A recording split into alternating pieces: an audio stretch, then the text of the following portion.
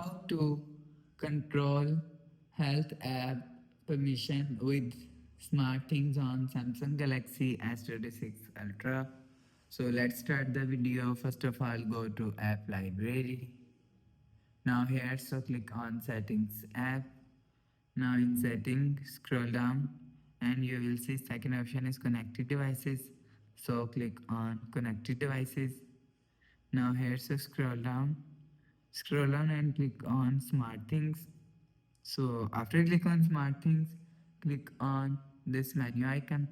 So after click on this menu icon, click on settings icon. Now in SmartThings settings, so click on scroll down and click on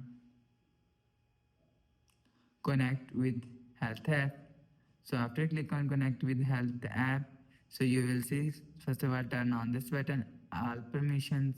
So you will see blood pressure, blood glucose, body temperature, sleep and wake up event. So you will see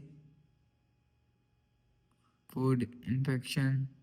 So you will see after turn on this button, go back to home screen, refresh phone. So that's how you can control health app permission with Samsung Things on Samsung Galaxy S26 Ultra. So if you like the video, please subscribe. Thanks for watching.